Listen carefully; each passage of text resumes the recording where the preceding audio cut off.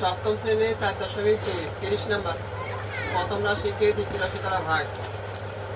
দেখো একটু নিচেতে এইখানে লিখলে আলো বানাবো না, এইখানে লিখবো। দেখো প্রথমটা আছে কি এ স্কয়ার, এখানে বিসি নাই, তাহলে এ স্কয়ার এ একটা লাগবে আর বিসি লাগবে।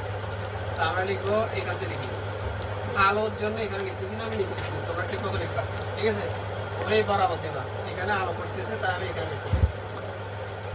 দেখো এখানে আছে দুইটা, এখানে একটা, তাহলে কয়টা লাগবে? একটাই লাগবে। এখানে বিসি নাই, তাই এখানে বিসি লাগবে। এ বিসি দিয়ে আমি এটাই গুণ করে এখানে বসাবো। আবার বলছি, ভালো করে খেয়াল করো। এইদিকে তুমি চেষ্টা করো, ওকে এদিক দেখো।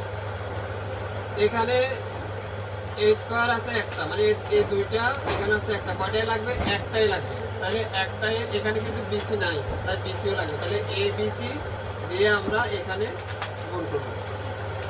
দেখো এ আর এ গুণ করলে এ স্কয়ার, বিসি, এখানে বিসি নেবেন, এখানে বিসি কটা দিবেন, প্লাসের প্লাস।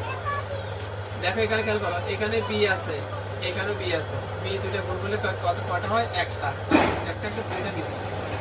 আর এখানে এসি নাই, এ আর সি যে কথা, সি একই কথা, তাহলে আমরা সাদা দিচ্ছি সি এ প্লাস।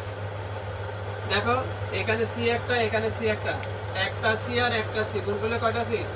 দুইটা সি স্কয়ার। এখানে দেখো এখানে কি আছে? এ বি, সাদা দিচ্ছি এখানে এ বি। তাহলে আমরা এখানে ভুল হয়েছে, এটা এ বি হবে। প্লাস থাকলে মাইনাস করব, সবটা একই হয়ে গেছে, কাটাকাটি। সুতরাং নির্ণয় ভাগফল,